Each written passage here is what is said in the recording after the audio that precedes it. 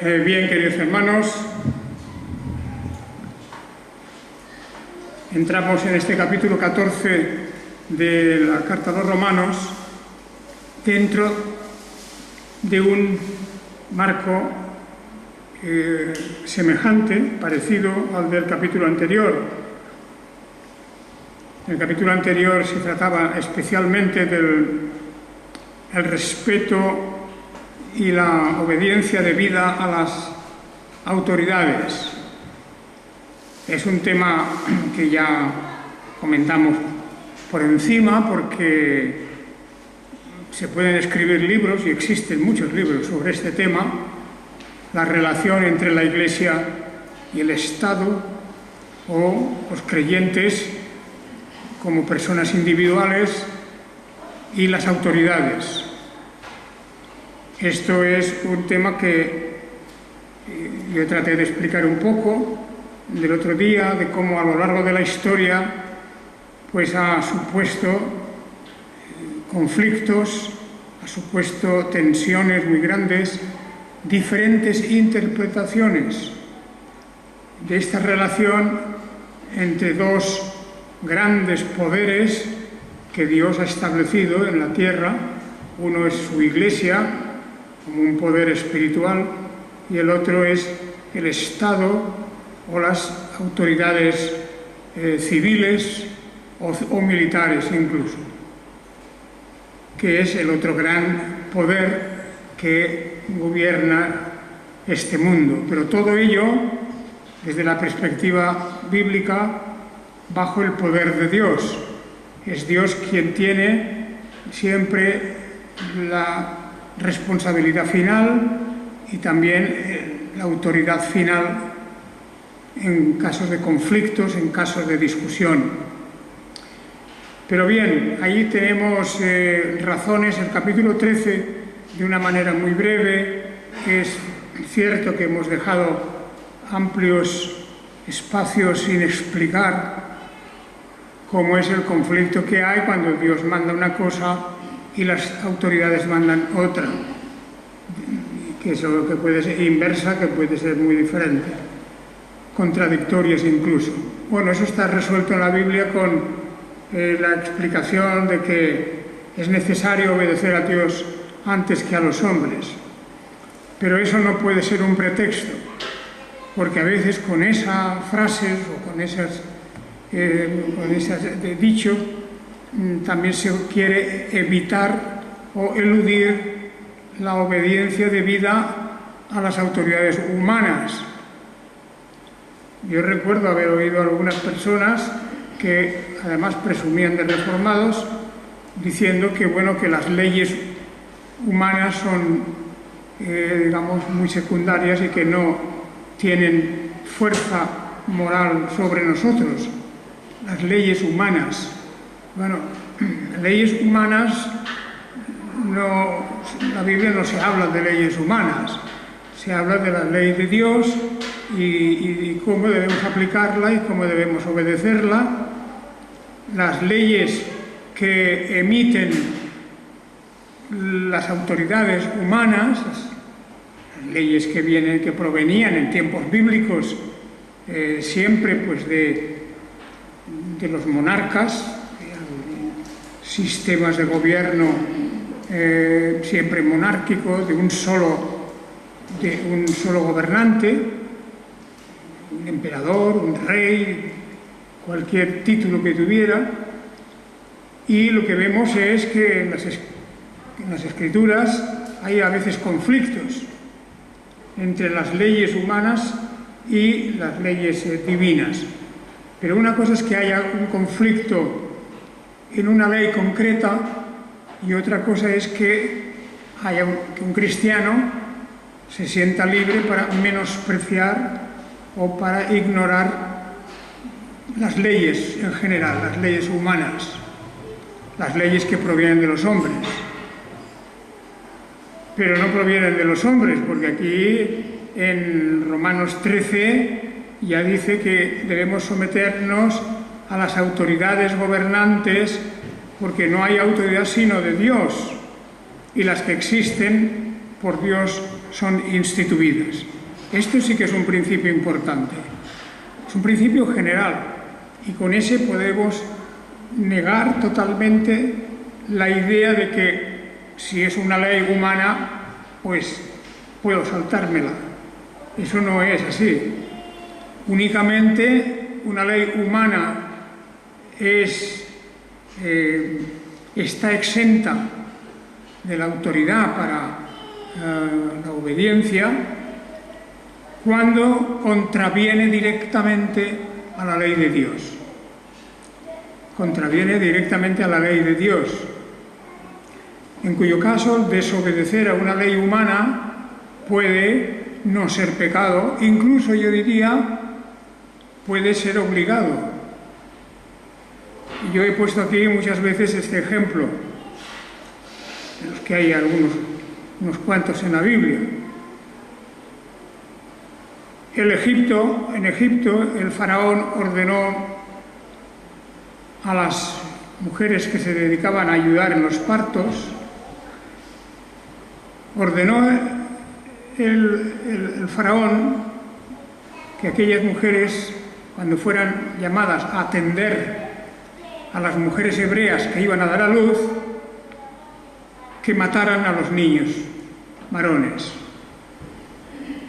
Esta fue una orden de una autoridad legítima porque Faraón había sido puesto por Dios.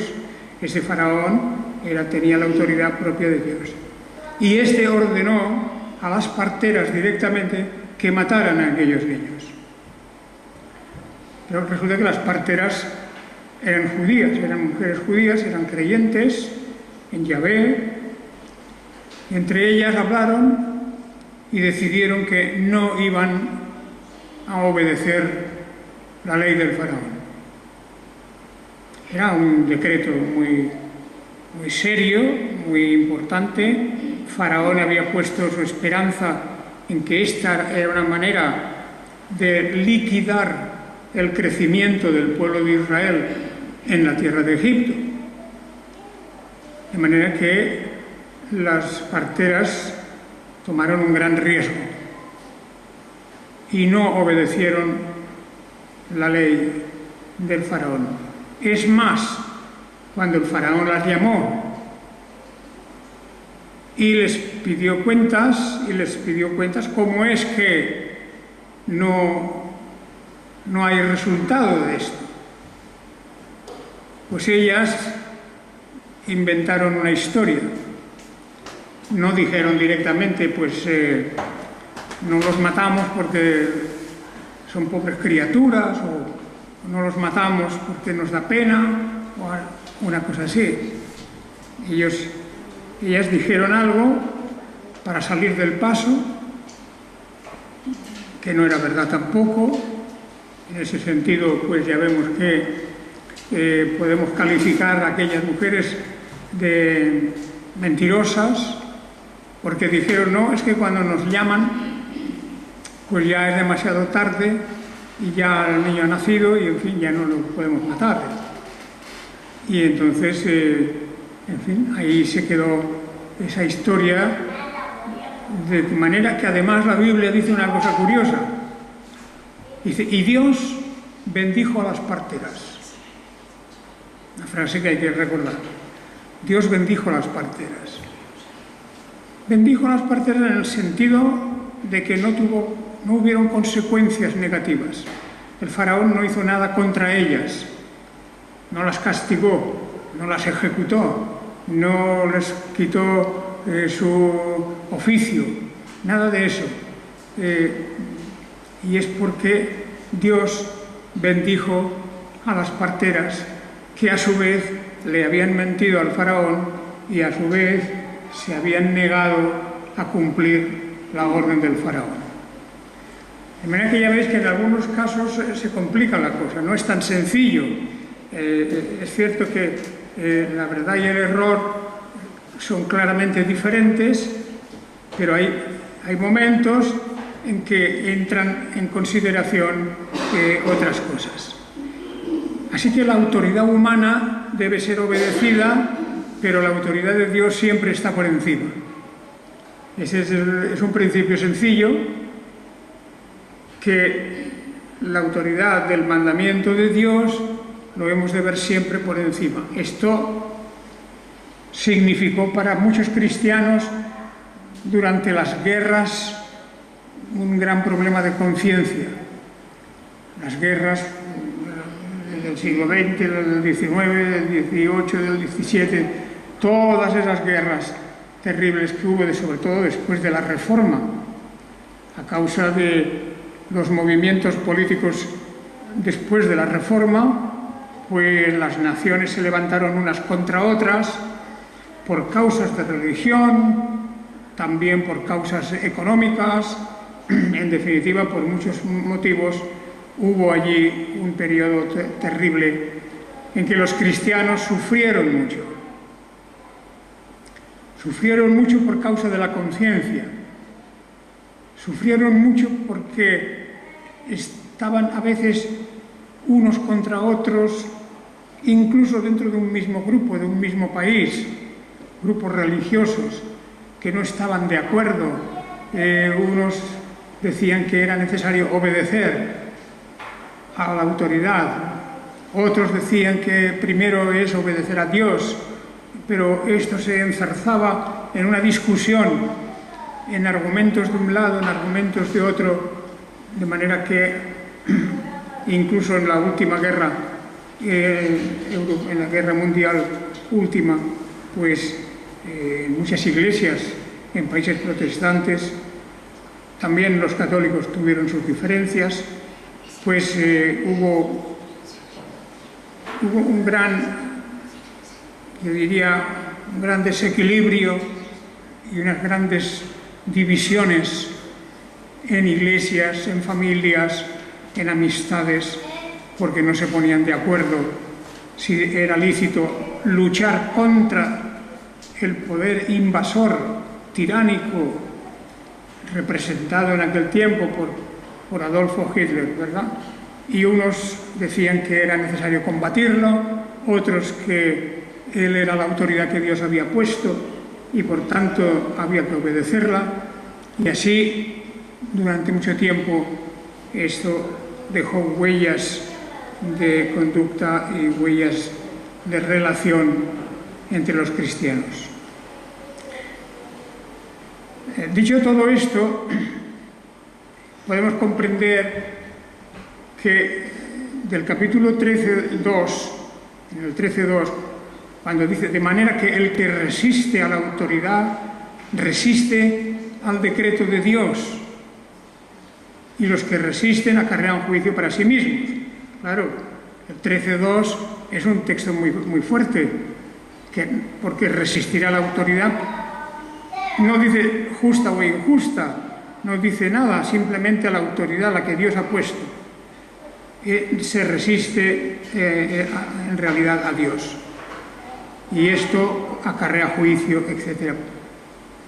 Bueno, pues ahí tenemos esos conflictos. Y entonces llega el capítulo 14, que naturalmente tiene todo el trasfondo del anterior capítulo, del capítulo 13, en donde vemos la sociedad dividida en dos maneras distintas de hacer las cosas. Al final del capítulo 13, el apóstol hace una gran exhortación a los creyentes diciendo, conociendo ya el tiempo, que es ya hora de que seáis levantados del sueño. Esto es capítulo 13:11. Porque ahora la salvación está más cerca de nosotros que cuando creímos. La noche pasó y el día se ha acercado. Desechemos las obras de las tinieblas y vistámonos las armas de la luz.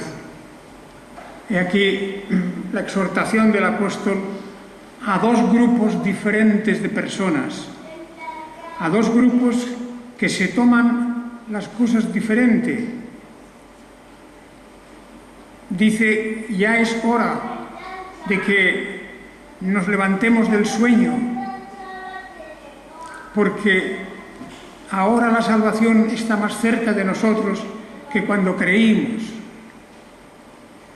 Es un motivo como para decirnos, hermanos, debemos poner nuestras energías, nuestro interés, volcar nuestra pasión en las cosas de Dios, porque además está cercana a nosotros esa gran salvación. Cercana en el tiempo, pero también está cercana en cuanto a que la Iglesia de Dios está creciendo. La Iglesia de Dios estaba creciendo. Y eso era un motivo para que nos esforcemos en encontrar la concordia y en encontrar la avenencia entre unos grupos y otros. Siempre en la Iglesia de Dios ha habido diferentes grupos, diferentes interpretaciones, diferentes maneras de ver las cosas. Y según y cómo esta diferencia puede convertirse en un gran obstáculo para el crecimiento espiritual.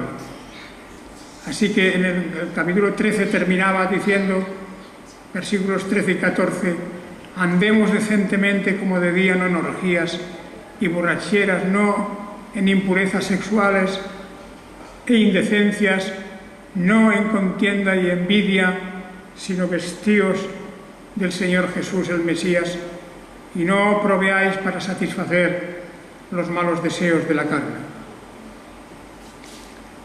Esta manera de hablar del apóstol es porque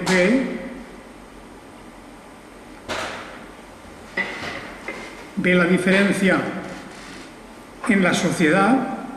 Hay quien vive para una cosa y hay quien vive para otra. Y entonces les dice a los que se dicen vosotros, revestíos del Señor Jesús. Es decir, poned en vosotros la mente, la forma del carácter, de la vida, del ejemplo de nuestro Señor Jesucristo. Y no proveáis, o sea, no cedáis, no os avengáis a satisfacer los malos deseos de la carne. Los deseos de la carne están ahí, siempre están ahí, y siempre hay que estar luchando contra ellos, malos deseos de nuestra vida carnal, de nuestra vida física en este mundo. Y por eso el apóstol, que ya tiene una experiencia grande en otras iglesias, no olvidemos que él ha estado en otras iglesias, él ha visto lo que ocurre en iglesias, como nosotros también conocemos lo que hay en las iglesias, cómo hay desavenencias, cómo hay maneras de pensar diferentes en cosas incluso muy importantes. Y entonces aquí divide el apóstol en el principio del capítulo 14 ya a los creyentes en débiles y fuertes. Débiles y fuertes. Débil en la fe. Dice, recibid al débil en la fe, pero no para contender sobre opiniones. Esto es un problema importante porque las opiniones no es lo mismo que la doctrina establecida por el Señor, los apóstoles. La doctrina es la doctrina. Las declaraciones directas de Jesús o de los apóstoles, eso es la base fundamental de nuestra fe. Y las opiniones es cuando se deja la razón a las experiencias que uno tiene, a cuestiones de cultura que uno ha vivido desde pequeño, opiniones son ideas que uno las tiene casi como si fueran un dogma, pero que no tienen una base bíblica real. Claro, yo he visto gente que maneja la Biblia más o menos bien o mal, y entonces pues parece como el juego del billar, donde golpeas una bola y esa bola da en la banda, luego rebota y da a otra bola, de ahí se va de nuevo a otra banda, y bueno, hay quien hace verdaderas maravillas con eso del juego, el juego del billar. Pues el juego del billar también se hace en la interpretación de la Biblia. Claro, todo está dentro de la mesa del billar. Ahí están las bolas, está el taco, está la superficie del billar, y con destreza uno puede hacer figuras y carambolas, y yo diría, pues en fin, se puede estar horas y horas inventando figuras nuevas.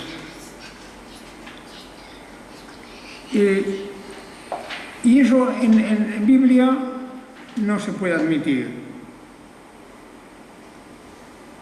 No se puede admitir que se contienda, que se discuta sobre opiniones, porque las opiniones no son los mandamientos de Dios. Y en la vida de nuestra sociedad, hoy día pueden haber opiniones sobre muchas cosas. Opinión. Y hemos de andar siempre con humildad aquí, porque yo puedo tener una opinión y puede ser muy, a mi manera de ver, muy justificada. Y puedo pensar que esto y esto es malo y esto es bueno, y sin tener realmente un apoyo directo en las Escrituras, sino siempre como carambolas, ¿verdad? Y así, si uno conoce un poco de la Biblia, por aquí y por allá, se puede estar pasando de un libro a otro libro, de una página a otra página, de aquí, de un versículo a otro versículo, y con eso montar un castillo sobre opiniones. Y no es eso, no es eso. Tiene que estar en el centro de todo la ley de Dios, y no solo la ley de Dios, sino el espíritu de la ley de Dios. El espíritu. Y por eso habla aquí en el capítulo 14:1 del débil. Recibid al débil en la fe. ¿Quién es el débil en la fe? Pues es, claro, una persona creyente con poca experiencia. Una persona creyente que no conoce lo suficiente de las Escrituras, o que lo conoce pero de una manera superficial. Y en una iglesia puede haber una persona, o dos, o cinco, o 10, de esta manera, débil en la fe, que también, por ejemplo, se puede escandalizar, porque hay dos tipos de debilidad, ¿verdad? Está aquel que se escandaliza sin motivo, o que se escandaliza porque su fe es débil, y cuando oye a alguien decir algo o observa la conducta de alguien, pues se escandaliza. Y está el que se escandaliza, pero también está el otro que le provoca ese escándalo, ese tropezadero, que en realidad no tiene motivo para escandalizar a nadie. Porque al hablar de debilidad se está hablando de cosas intrascendentes.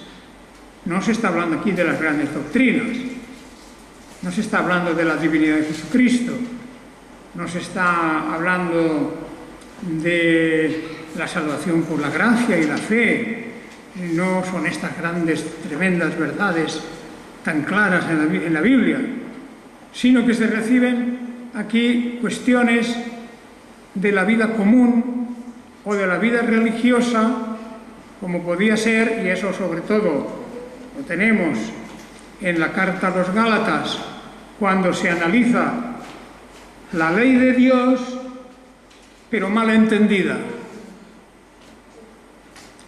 La ley de Dios como una imposición para alcanzar y lograr la salvación. Y al intentar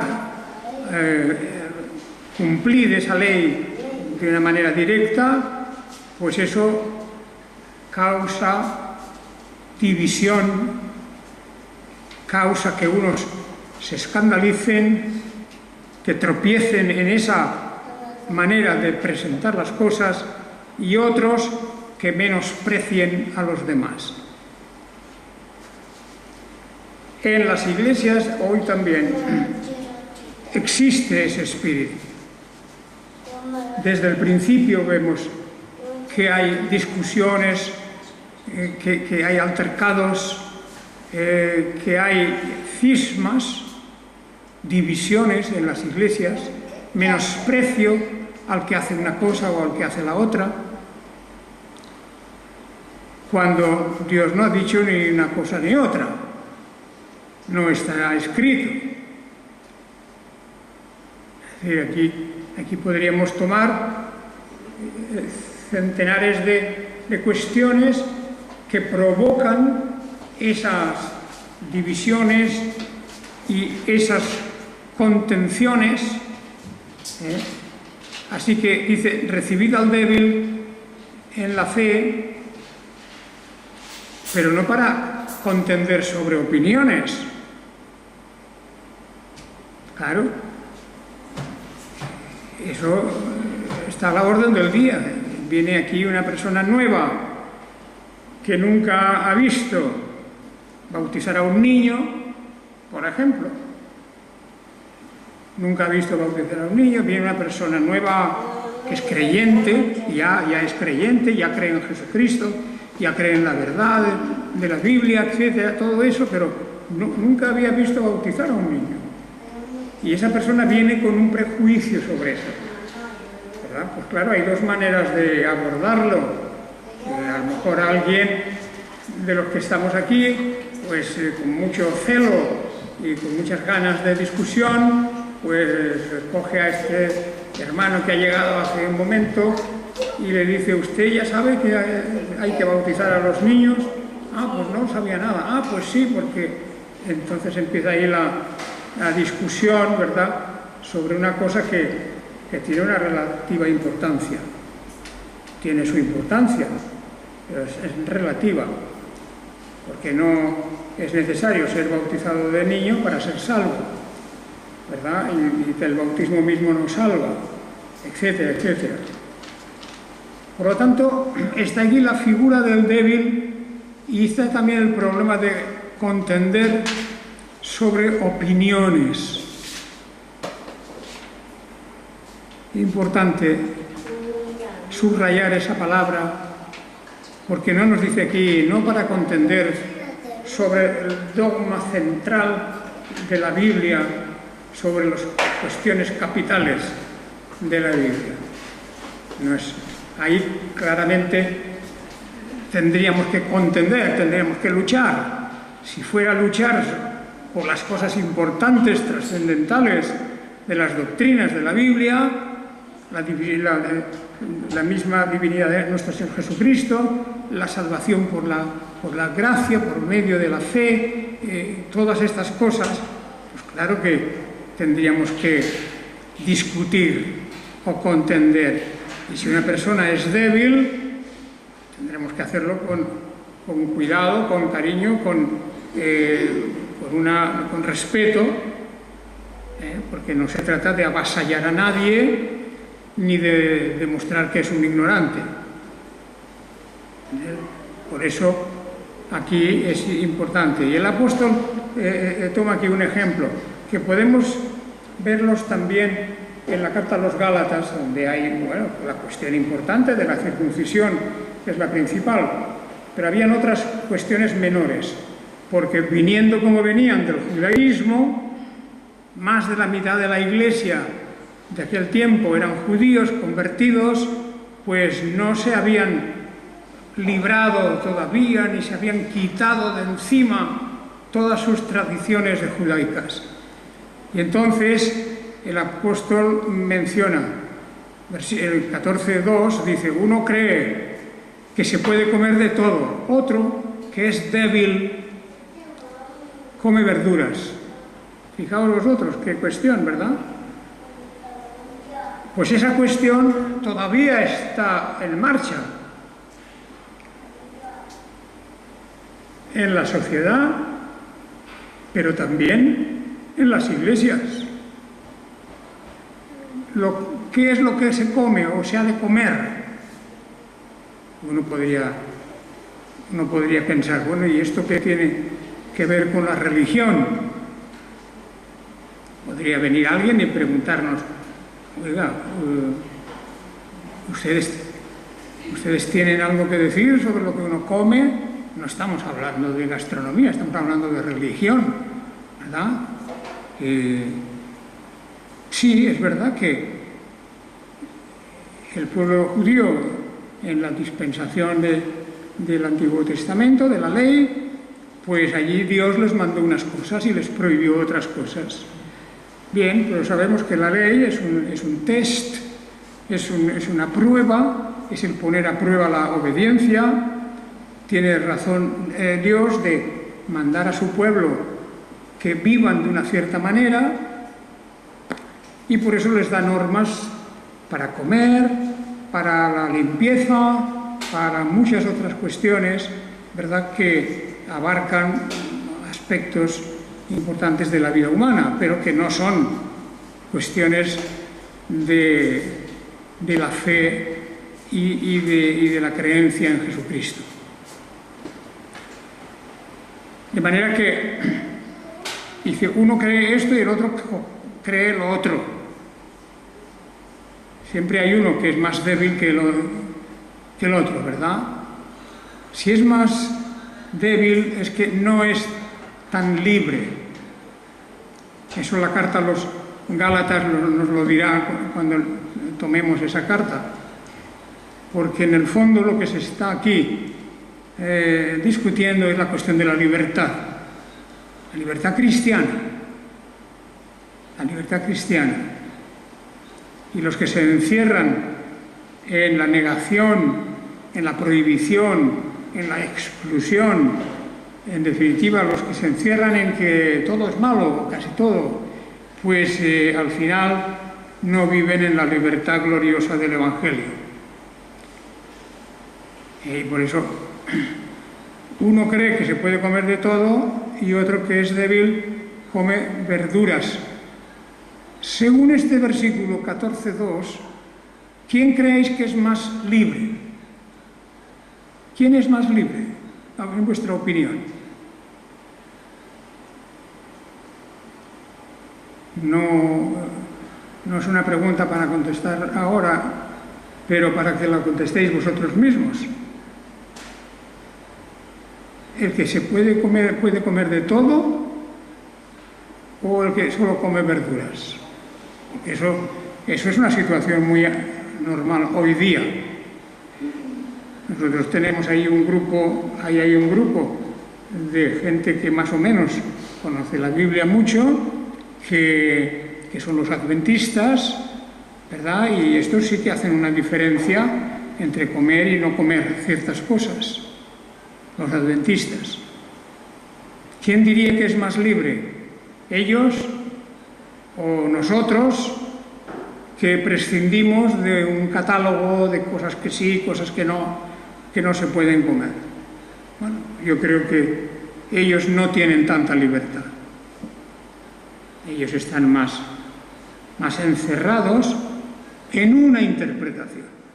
Claro que la Biblia presenta cosas que no se pueden comer, que no se deben comer. Claro que sí. Pero eso está casi siempre dentro del marco de los que han de seguir la ley de Moisés.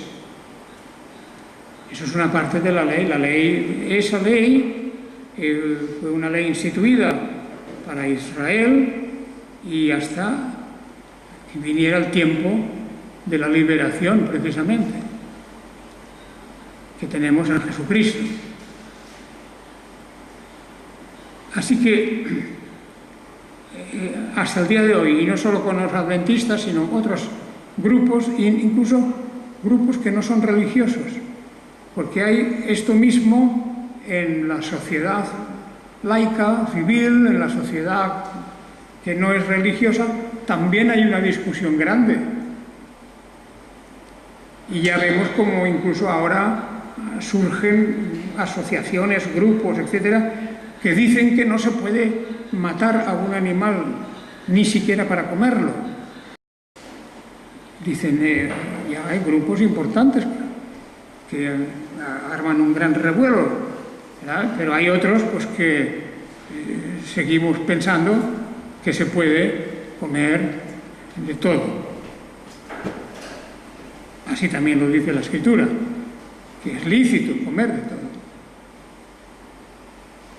Así que este capítulo 14 es una demostración de cómo hay que evitar las contenciones, las discusiones sobre opiniones.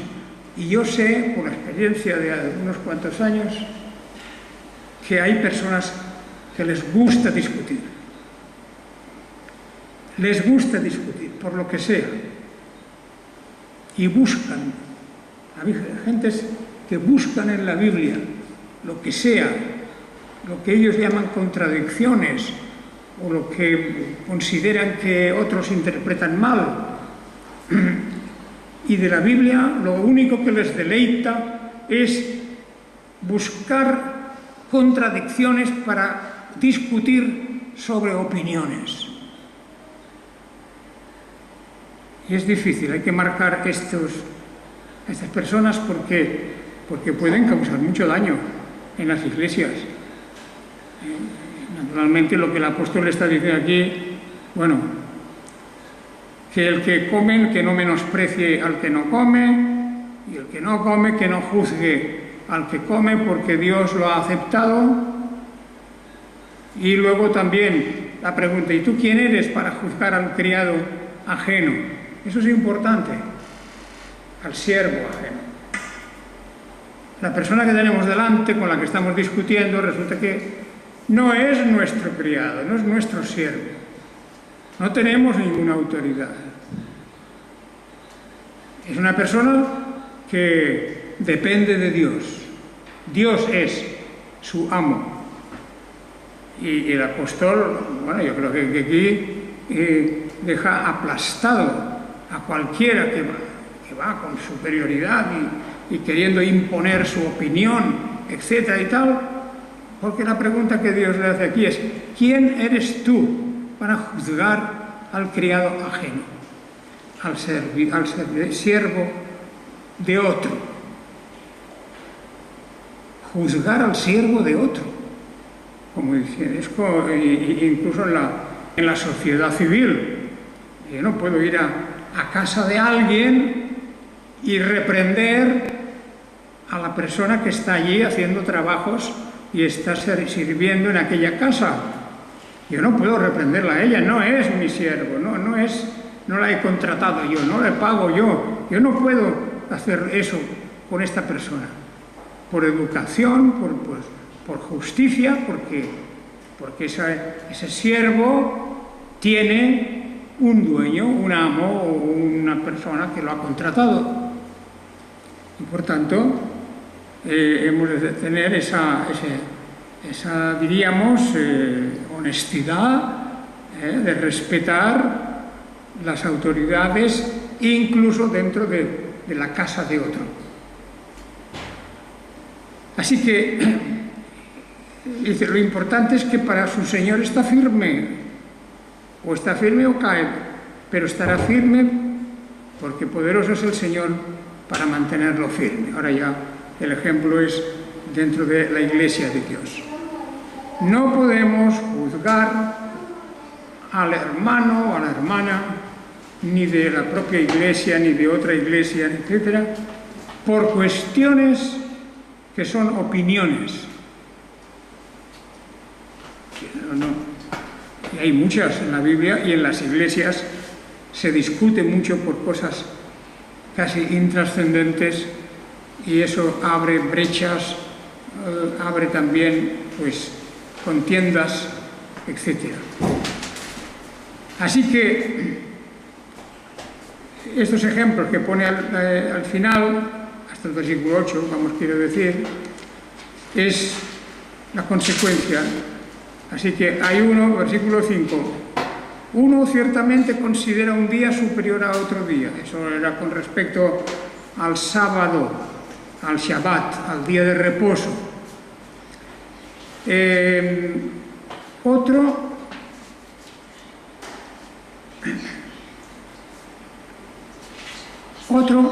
considera igual todo día, todos los días. Cada uno esté plenamente convencido de eso, en su propia mente. Fijaos aquí como es una cuestión. Eso de lo del sábado, en la carta a los Gálatas se ve que se había convertido en un tema de división, de cismas, de contiendas, de repulsa. La diferencia entre los días. Nosotros normalmente ya no estamos en esa discusión, los adventistas sí que lo están y otros grupos por ahí, pero la verdad es que lo que dice es que unos consideran que los días son iguales y otros que hay un día superior a otros días. Bueno, pues el día en sí no es más que una unidad astronómica, y el día pues no cuenta, excepto que Dios marque necesariamente de alguna manera la superioridad o la diferencia de un día sobre otro día. En el Antiguo Testamento es cierto, la ley de Moisés marcaba eso. Pero la carta a los Gálatas viene a decir, bueno, pero ya ¿en qué estamos? ¿Estamos en Cristo o estamos en la ley? ¿Estamos en la libertad o estamos en la esclavitud? ¿Estamos en la salvación por fe, por gracia de Dios, o estamos en la salvación por obras nuestras y por la práctica de la ley? ¿En qué quedamos? Esa es la idea que tenemos aquí. Así que cada uno esté plenamente convencido en su propia mente, eso también. Porque si uno hace una cosa sin estar convencido y se deja arrastrar por los demás, no agrada a Dios eso. Tiene que haber un convencimiento, porque todo lo que no es de fe es pecado. Así dice la Escritura. Todo lo que no es de fe es pecado. Y por lo tanto, si uno practica algo o deja de practicarlo por una influencia que no es la fe, pues está cometiendo pecado. Porque si yo me abstengo en el día de reposo de comer carne, pues entonces, porque lo he visto hacer a otro, delante de Dios no tiene eso ningún valor. No tiene ningún valor. Y además, encima, como no lo hago por fe, estoy transgrediendo la realidad espiritual principal, que es que todo lo que no es de fe es pecado. O sea, todo lo que no se hace por fe, por convicción en la palabra de Dios directamente, bien interpretada. Así que estos versículos, como veis, hermanos, son importantes, ¿verdad? Fijaos el versículo 6, el que tiene en estima el día, lo tiene en estima para el Señor, y el que come, come para el Señor, porque da gracias a Dios, y el que no come, para el Señor no come y da gracias a Dios. Es decir, ellos toman su decisión. Cada uno toma una decisión diferente, pero es una decisión firme. Lo hace para el Señor. Puede estar equivocado. Puede estar equivocado porque el Señor no se lo ha mandado. Pero dice, pero de todos modos, dentro de su conocimiento imperfecto, lo está haciendo sinceramente para el Señor. Es un trabajo en balde, un trabajo que no sirve, no cuenta para nada, pero lo hace para el Señor, dice. Porque ninguno de nosotros vive para sí mismo y ninguno muere para sí mismo. Pues si vivimos, para el Señor vivimos, y si morimos, para el Señor morimos. Así que, ya sea que vivamos, ya sea que muramos, del Señor somos. Y eso es lo que importa, que sinceramente estemos haciendo las cosas para el honor y la gloria de Dios, no para discusiones sobre opiniones, para aplicaciones absurdas de la ley que la misma Biblia se encarga de descartar y de anular. Bien, el tema pues es de importancia y os recomiendo que leáis esto y a lo mejor, si Dios quiere, dentro de no mucho tiempo, si todo sigue igual que ahora, pues vayamos a una de las cartas grandes, ya sea Gálatas o ya sean las de los Corintios, ya veremos sobre estos temas. Pero es muy importante. Yo creo que este capítulo 14 está verdaderamente como una verdad necesaria hoy día. Que no contendamos sobre opiniones. Opiniones que son las interpretaciones, porque puede haber una cosa escrita en la Biblia y se le da un revolcón y se pone uno a discutir sobre ello y sobre una opinión que no lleva a ninguna parte. Eso es lo que dice la Escritura, que no debemos hacer eso, porque eso trae contienda, trae amargura, trae división y es una manera de perder el amor verdadero. Porque cuando hay una discusión, alguien quiere vencer. Y ahí está el problema, ¿verdad? Que la Biblia no está puesta para que unos venzan sobre otro en sus opiniones, en su manera de pensar. Bien, que el Señor os bendiga. Próximamente continuamos este estudio, que vamos ya llegando hacia su final.